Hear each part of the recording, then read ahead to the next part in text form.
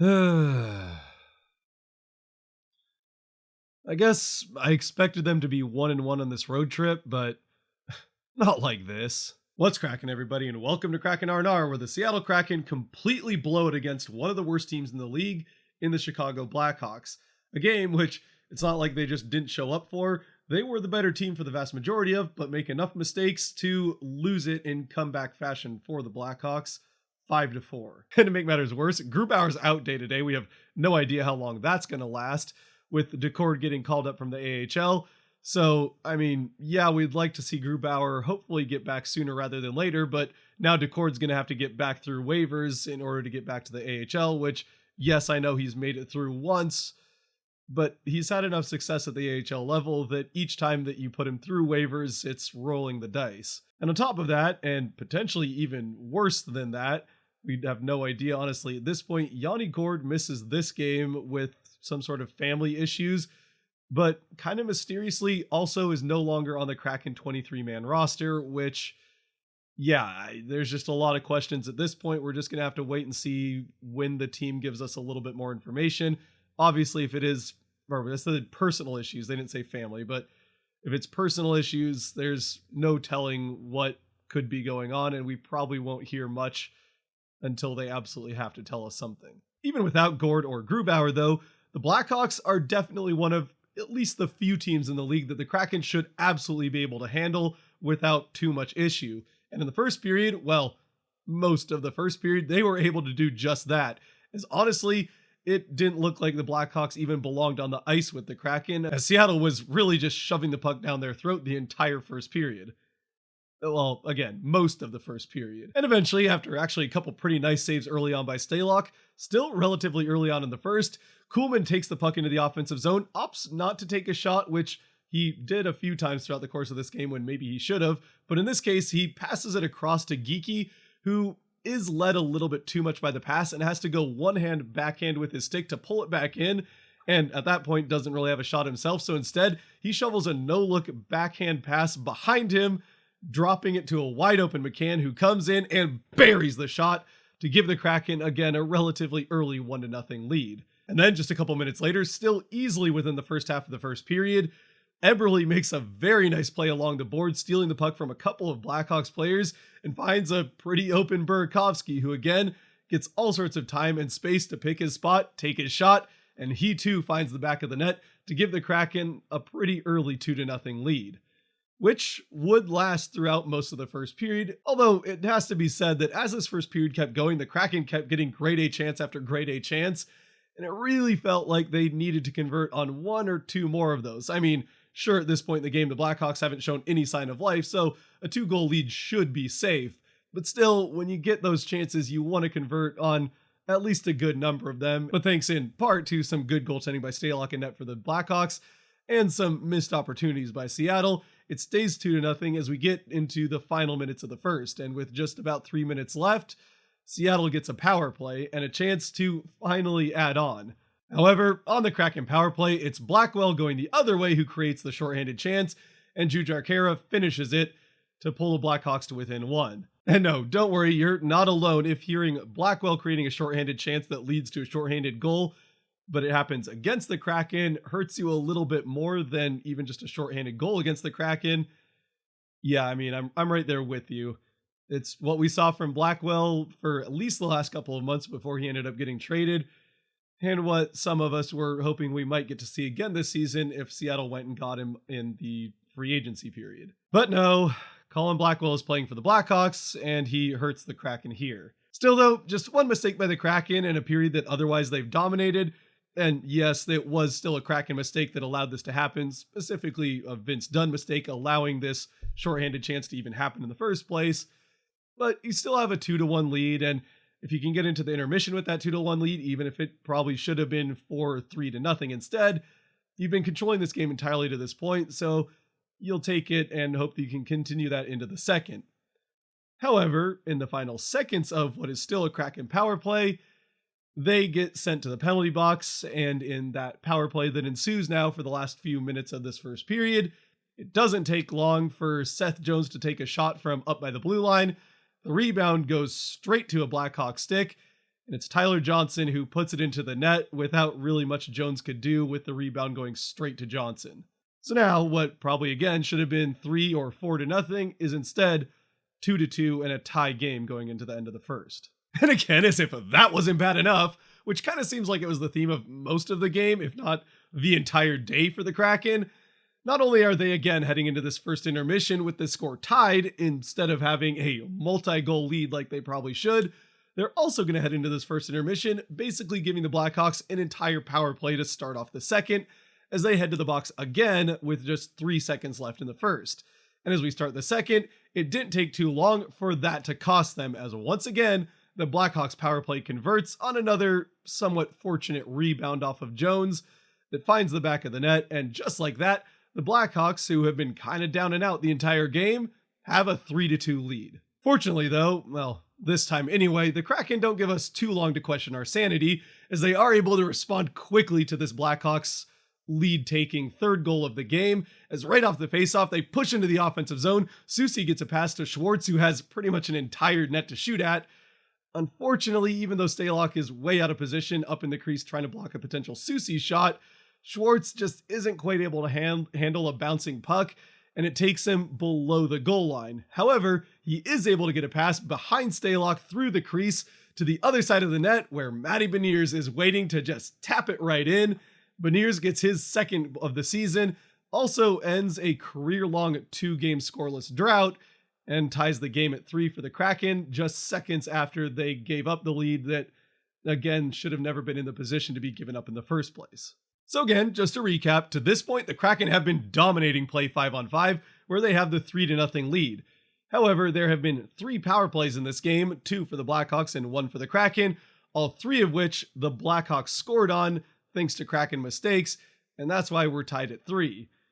Which certainly makes the next 8 or 9 minutes of this second period a little bit nerve-wracking, as it's pretty much just constant penalties. Seattle gets the next one, that power play goes pretty much nowhere, and then it pretty much just alternates back and forth, Seattle, Chicago, all of which, fortunately, Seattle's able to get through, and we get to the back half of the second, and back to 5-on-5, without any more damage being done, either shorthanded or on the power play for the Blackhawks, which is good news based on how this game had been going. One of which of those Kraken power plays, or actually I guess technically 2, they weren't originally awarded, as Tanev took a stick to the face from Jones, but he got up and his appeal to the referee was pretty simple. He just had to give him a smile and show that most of one of his front teeth was missing, and the ref gave him the 2-minute minor. So yeah, I guess Tanev has that hockey smile now. I mean, he'll probably get that tooth fixed and not just go toothless like some guys choose to do.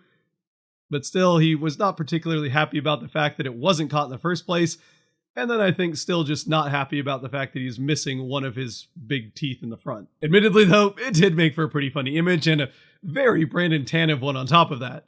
Although, that having been said, if he's going to keep up this whole scared of a ghost look, he's probably going to have to get that tooth fixed, because if he keeps up with missing one of those front teeth, I think the ghost might be scared of him. And again, not only that, but being back to 5-on-5 is also good news for the Kraken, and they show why, as just under a minute after this barrage of power plays is survived by the Kraken, they get the puck back into the back of the net again. This time it's McCann carrying into the offensive zone, just kind of waiting to see how the play develops, as he doesn't really have much of a shooting lane himself.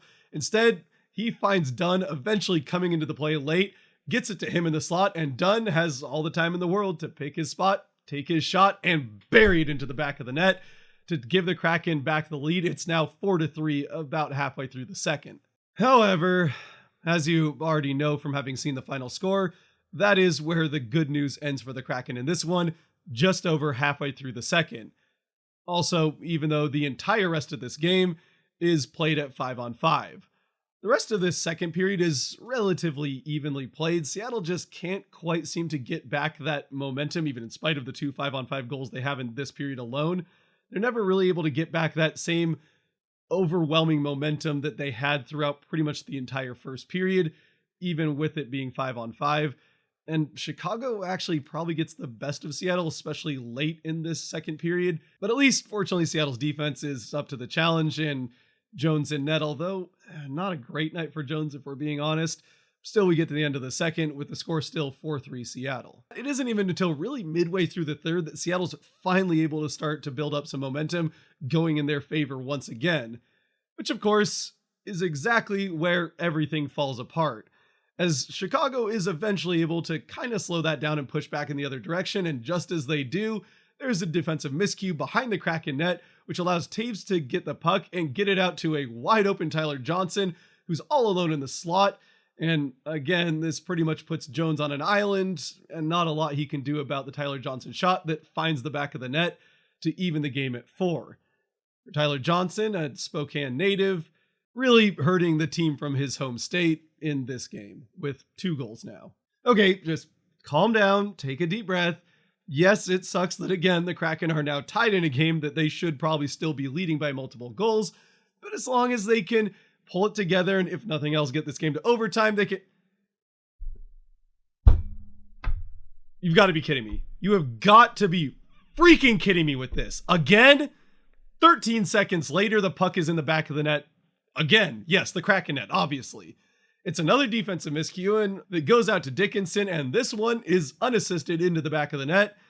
One that honestly, although the other, 4 Jones, I don't know how much he had a chance on, but this one he probably should have saved. And it's now 5-4 Blackhawks as they get 2 goals again in just 13 seconds to take the lead, which they're able to maintain throughout the rest of the game. I guess to be a little bit fair, the Kraken did get a few more pretty good scoring chances that just somehow the puck didn't bounce their way all that many times, and certainly not here in the third in order to get into the back of the net like it did for the Blackhawks to get both of their goals here in the third, and really even both of their power play goals on top of that. Still, though, Seattle was dominating this game enough that they should have scored more than they did and shouldn't have allowed the Blackhawks to score on top of that. Still, there was at least one more chance that I can think of where Beniers absolutely should have had a second point in this game, as he got a very nice pass to Eberle, who had plenty of open net to shoot at. Or actually, it wasn't even a pass. Beniers took the shot and it rebounded out to Eberle, but instead of rebounding out cleanly to Eberle, it was a bouncing, hard-to-handle puck to Eberle's backhand while he was being challenged. So he doesn't get a clean shot off, and his second whack is what eventually turns into a shot. But at that point, Stalock was able to get back and defend it or make the saves. And I mean, of course, it's Eberle who ends up getting robbed not only by a badly bouncing puck, but also a pretty good save here by Stalock, as he actually got robbed, I think, on 3 chances in total in this game. As, again, just like we saw at the beginning of last season, at the beginning of this season, Eberle just cannot buy a goal. Real quick, Kraken 3 stars in this game, and yes, even though it's incredibly disappointing how this game turns out, I do feel like there were at least 3 Kraken players, and maybe even a couple more, that played well enough to deserve being mentioned here. McCann, again, just a second absolutely incredible game on the road here, coming off of a very strong game in Denver. He comes into this one and gets another goal and assist, another 2-point game for him, and also had another couple good scoring chances on top of that. So he's just absolutely on fire. Other than him, again, Eberle, even though he doesn't get into the back of the net, does get an assist on a very nice steal and pass to Burakovsky on the second goal. And again, even though he got robbed, he made those chances and took shots. So I think he deserves one. And then I think I'm going to give the third one, even though there are a few options here, to Matty Beniers, again, getting his second goal, starting to get a little bit more into the scoring after a couple of kind of, I wouldn't say bad games by any means, but a couple of games where he wasn't quite as noticeable as we've seen him in pretty much every other game he's played in his career to this point. Again, very noticeable in the offensive end, especially in this one, and had one, could have been 2 points if it wasn't early season Eberle getting robbed by, I don't know, everything. And I do also think that both Donato and Geekie had good enough games worth mentioning, on top of Burakovsky and Bjorkstrand also playing perfectly well. Unfortunately, none of it ends up mattering because the Kraken found a way to lose this one, especially on the defensive end. Yes, Jones' stat line is nothing to write home about by any means, but a few of those I think are a lot more on the defense than they are on Jones. Not that he was good enough to win this game either. Of course, some of those issues on the defensive end and trouble maintaining possession of the puck could be due in part to the fact that the Kraken got out-hit in this game 40-8. And look, hits are not necessarily the most telling stat ever, and it can vary wildly depending on who's keeping score what exactly counts as a hit, but it's usually pretty uniform, at least within a single game for both teams. And when you're getting out hit 40-8, that is going to turn into a problem at some point in this game. And I think really did, at least on one or two of the goals and defensive issues that the Kraken had, especially behind their net in their end of the ice. On top of that, not only were hits a problem, but another thing that we've seen crop up as a problem from time to time already early in the season. It certainly was in the Vegas game, and really even in that Carolina game as well, although it was a little bit more even there. But the face-off circle. The face-off circle has, at best for the Kraken, been a 50-50, and at worst been something where they're losing 2/3 to more of those. And that was, again, the case here, where the Kraken end up winning just 18 face-offs to 41 pulled away by the Blackhawks. Which, when it comes to that, I don't think it needs too terribly much elaboration and explanation as to why, when the puck is dropped 60 times, or I guess 59, and you only win 18 of those, it can turn into a problem more times than not. Now, yes, in spite of being completely outclassed in the physical aspect of the game, as well as in the face-off circle, somehow the Kraken still managed to have the advantage when it came to advanced stats like Corsi, Fenwick, whatever you prefer there, or even expected goals. Really just general puck possession, they did have the advantage. And they also had more shots on goal, which has actually been a trend for them in most of their games this season. But again, defensive miscues and those small things like face-off circle and turnovers along the boards in the defensive or even offensive end that kill or create opportunities for the other team. It's definitely something the Kraken are going to have to fix, but it does hurt when it costs them a game that they absolutely should have won, not only because they were outplaying the team, but because of the team they were playing against in the first place. With all that said, as always, please do let me know what you guys thought of this game down in the comment section below, or maybe just look forward to the next one where the Kraken do have a pretty good chance to bounce back at home against the Buffalo Sabres on Tuesday, a team that they won both matchups against last season. So let's just hope that they can get that win against a team that is better than the Blackhawks and maybe more along where the Kraken are at, in a team that's played pretty well early on in the season, but wasn't necessarily expected all that much from coming in. Until then, though, if you have made it to this point, thank you very much for watching. If you liked or enjoyed this video, please do let me know about that. Until next time, stay safe out there, be good to each other, God bless, and go Kraken.